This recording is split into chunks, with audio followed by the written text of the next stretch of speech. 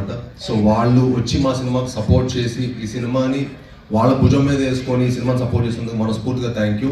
But ఇంకా మీరు support చేసి ఈ సినిమాని ముందు తీసుకుని మనస్ఫూర్తిగా కోరుకుంటున్నానండి. ఎందుకంటే మీ వాళ్ళందరినీ దృష్టిలో పెట్టుకుని నేను ఈ సినిమా చేశాను.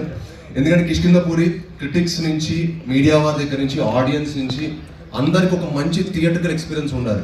మనం చాలామంది అనుకుంటున్నాం కదా జనాలు థియేటర్కి రావట్లేదు అని. మంచి సినిమా ఉంటే తప్పకుండా జనాలు థియేటర్కి వస్తారు, అది నేను నమ్ముతాను. అండ్ మా కిష్కింధపురి అలాంటి సినిమాని.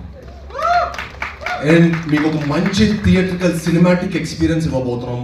అండ్ ఈ సినిమాకి మా హోల్ టీమ్ అండి మీ అందరికి ఒక మంచి ఎక్స్పీరియన్స్ ఇవ్వడానికి చాలా చాలా కష్టపడ్డారు.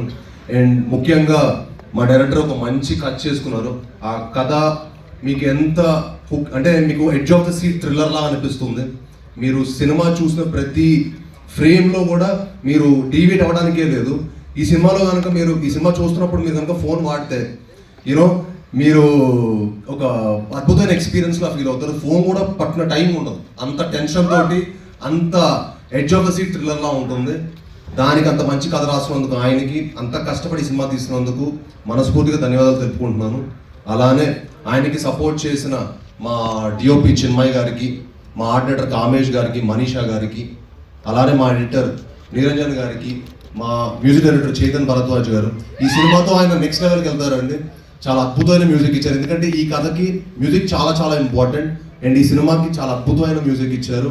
అండ్ అలానే ఈ సినిమా విఎఫ్ఎక్స్ కూడా చాలా చాలా ఇంపార్టెంట్. యూనో కుశల్ గారు చాలా ఎక్స్ట్రాడినరీగా చేశారు ఈ సినిమా.